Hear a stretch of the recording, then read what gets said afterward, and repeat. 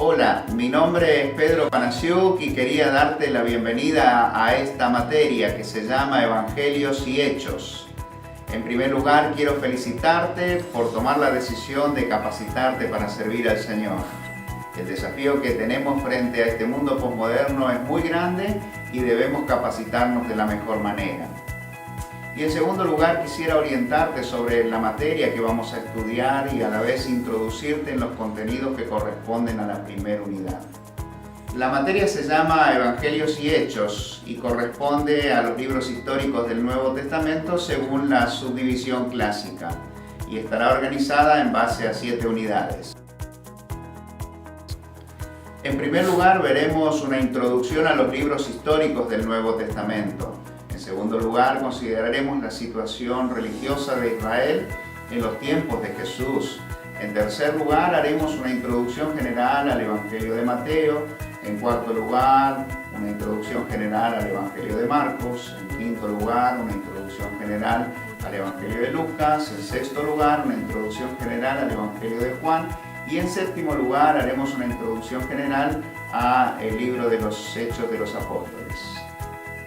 Con respecto a la primera unidad que corresponde a esta semana, estaremos haciendo un breve acercamiento al escenario que describe el Nuevo Testamento.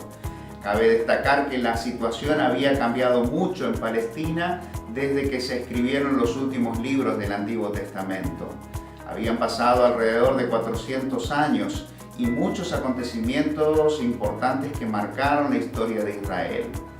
Pero además, cada generación que fue aportando una contribución especial formaron parte de esa construcción del escenario en el que caminó Jesús y sus discípulos en el tiempo de los evangelios.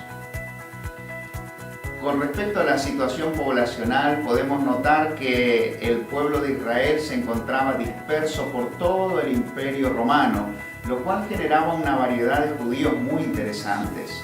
En términos generales, podemos ver que algunos eran más ortodoxos y cerrados, mientras que otros eran más abiertos y liberales. El tema de fondo estaba relacionado con el lugar de residencia. Una gran parte de los judíos vivían lejos de su amada nación. Otra parte importante vivía en la región de Galilea y el núcleo más duro y más estricto del judaísmo vivía en Jerusalén. Es decir, que cuanto más lejos vivían de Jerusalén, eran más flexibles y más abiertos al trato con los gentiles. Con respecto a la situación social de Palestina, podemos notar que si bien la influencia religiosa del judaísmo tenía todos los ámbitos de la vida cotidiana y todos los estratos sociales, había mucha diferencia entre los judíos de Galilea y los que vivían en Jerusalén.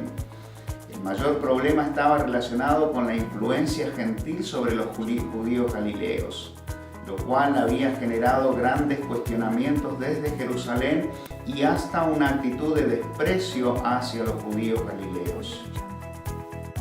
En cuanto a la organización social, podemos notar que existían diferentes estratos sociales entre los judíos de Palestina. En primer lugar, podemos ver que había una aristocracia judía representada por los ricos y la clase dirigente. En segundo lugar, podemos ver que habían algunos que tenían una situación económica intermedia, con pequeñas empresas o microemprendimientos familiares. En tercer lugar, podemos ver a muchos pobres que estaban sumidos en la miseria y que sobrevivían como jornaleros. Y en cuarto lugar, podemos observar a un sector mucho más vulnerable y precario, que eran los desposeídos y que tenían que sobrevivir con las limosnas que podían recibir. Entre ellos estaban las viudas, los huérfanos, los extranjeros y los que tenían alguna clase de dificultad física. Con respecto a la situación política, la herencia que el período intertestamentario dejó al pueblo judío fue muy mala, creando una atmósfera turbulenta y crítica en los tiempos de Jesús.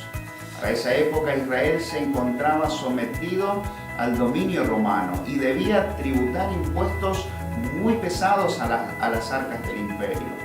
Esta situación apremiante trajo dos consecuencias.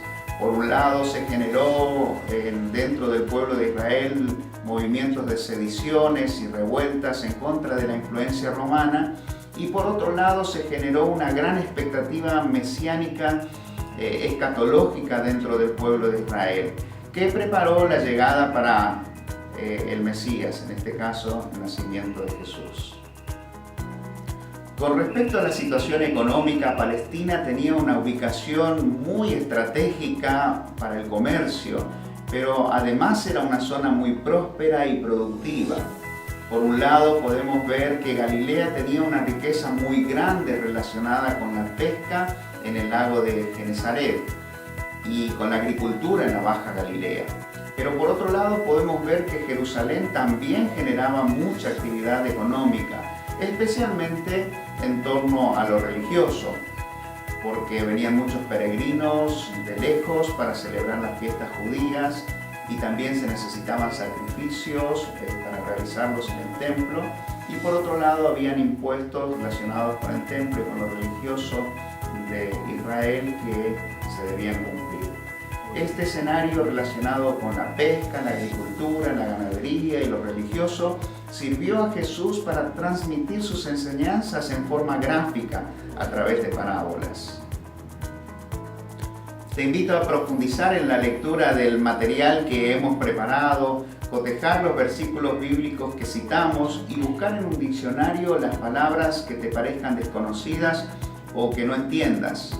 Quisiera animarte a aprovechar cada tutorial que subimos para introducir los diferentes temas o unidades, animarte también a participar activamente en las propuestas de aprendizaje, ya sean los autotest, los foros o las preguntas de reflexión personal.